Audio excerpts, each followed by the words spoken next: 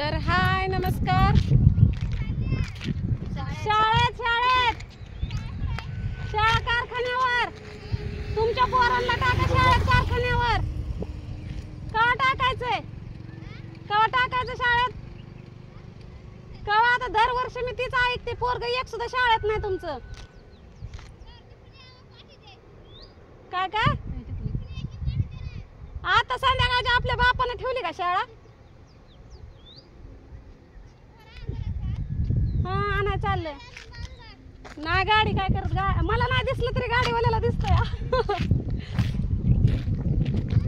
तर ते आमच्या इथं लय दिवसापासून कामाला आहेत बाळवणीला, ऊसतोडी करतात. त्यांची लय लेकरं ती लय बारकी बारकी. दरवर्षी एक हायच पोटात.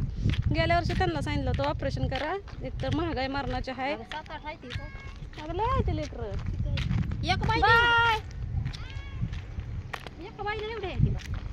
असते नाही, पण ते अगोदरची 2, परत गेल्या वर्षी झालेलं एक चौथं असं पोटात. आता 4th 5th तर असं. मग नाही मी इथं राहायला आले तेव्हापासून आहे ती, म्हणजे मी बघते तशी 3 झाली आणि अगोदरचे 2 म्हणजे जवळजवळ 5 तरी असतील कमीत कमी. तर मी तेव्हापासून झाडू कशाला कोण मारतंय, पावसाचं टिपकं. तर त्यांना मी सारखं नेहमी सांगते की नाही का, महागाई एवढे आहे, शिक्षणाच्या आपदा आहे, असं तसं, पोरांना शाळेत टाका. ती शाळेत बी टाका नाही, ते काहीच नाही. बाप कामाला गेला की त्यांच्या महाग ती लेकरं जाते ते.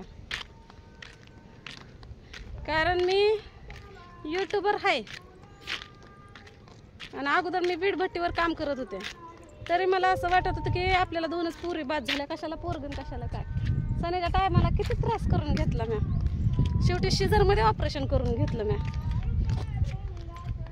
छोकलीचा बाप म्हणत होता पोराच्या पाठीवर पोरग होईन, अजून एक होऊ दे, मला 2 पोरं पाहिजेत. ए बाबा म्हणलं तिकडं दुसरं लगीन कर म्हणलं, माझ्याच्यानं काय लेकरं सांभाळणं होत नाहीत म्हणलं. अगोदर लोकल वांजुटी म्हणायची म्हणून म्हणलं दवाखाना पाणी करून म्हणलं एक पोरगी झाल्यावर म्हणलं मला चांगलं वाटलं. तरी पण दुसऱ्यांदा गरोदर राहिल्यावर मी खाली करायला लागली होती कावीला.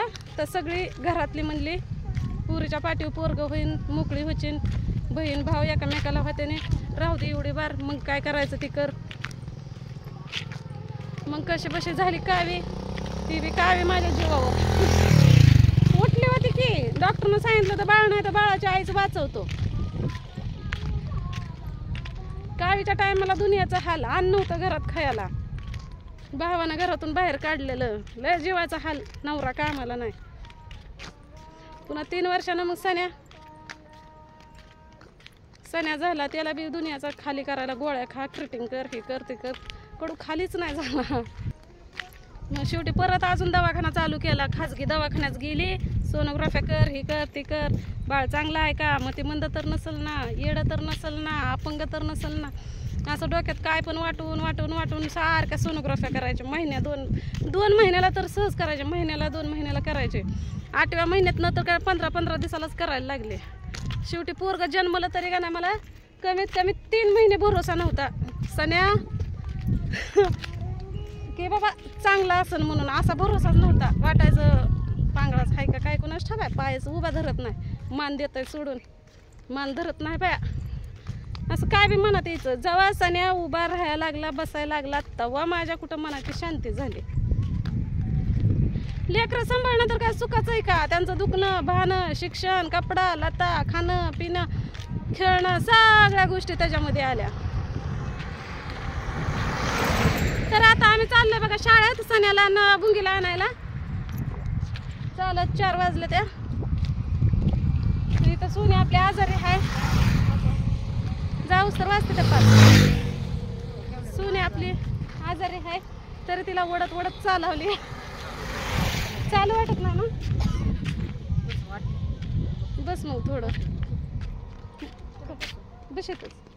बस थोडं.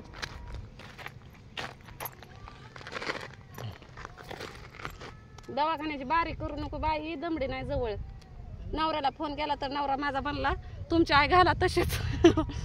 पैसन फीस काय मागायचं नाहीत मला. फोनच कट केला, त्याच्यावर आम्ही पैसे बी मागितलं नाही ना, फोन केला नाही, काहीच नाही. काय त्या दिवशी म्हणलं की फोन केला तेव्हा मी म्हणलं गॅस संपलाय, संपलाय म्हणलं, घरात काय सुद्धा नाही म्हणलं. 500 रुपये तर पाठवा. मला म्हणलं तुमची आई तशीच घाला आता. मी तिथं होतो तेव्हा लय तुम्ही शायनिंग केली. कामाला जा म्हणून लय त्रास देत होती. आता कामाला आलोय तर मला 1 रुपया मागायचा नाही. जमलं तर पाठवतो 10 तारखेला, नाही तर मला काय म्हणायचं नाही. इथंच मीच खायला माग आहे. मला रोज हाटीला खायला लागतं. तिथं माझ्या खाण्यापिण्याची सोय होत नाही. मी त्याच्यावर कुठं परत फोन बी त्यांना बी नाही केला आणि मी बी नाही केला. सुनी कामाला जात होती, तिला बी कामाचं बंद करून टाकलं. जाण्या येण्याची सोयच नव्हती. माझी गाडी चांगली होती तर गाडी दिली भावाला आणि भावाचा खुळखुळा ठेवून घेतलेला आहे. आता बघू त्याला केव्हा सुट्ट्या लागतल्या, मग तेव्हा तो गाडी घेऊन येईन. त्याला एकदा मी फोन केला होता, माझी गाडी आणून दे, तुझी गाडी घेऊन जा. तो म्हणला मला सुट्ट्या लागल्याशिवाय काय नाही.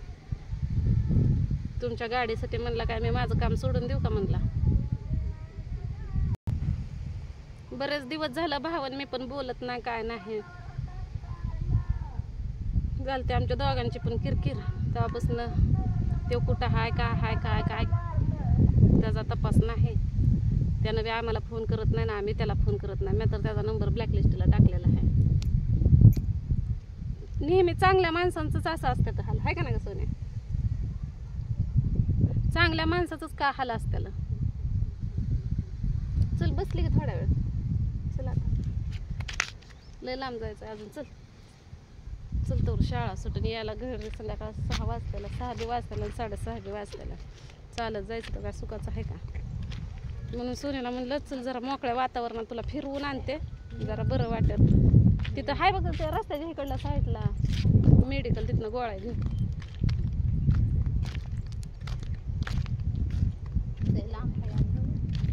पाय उचलून नव्हतं वाटायचं. ज्योती मॅडम नाही हसवायला. वातावरणात चांगलं वाटतंय.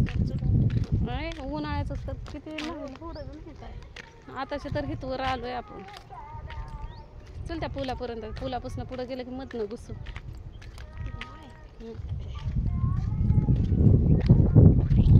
मला लय जण म्हणते की राधे सोनीला असंच साधली. अजून कसा देऊ आता? काकाला घेऊ का तिला? झोका बी बांधलाय दारात पत्र्याच्या शेडमध्ये.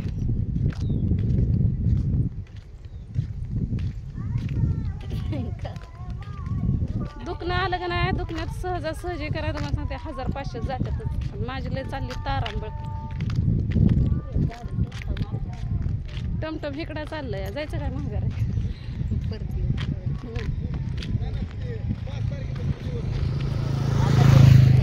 आणि रिकाम्या गाड्या गेल्या तर कुणी कुणाला थांबवत बी नाही.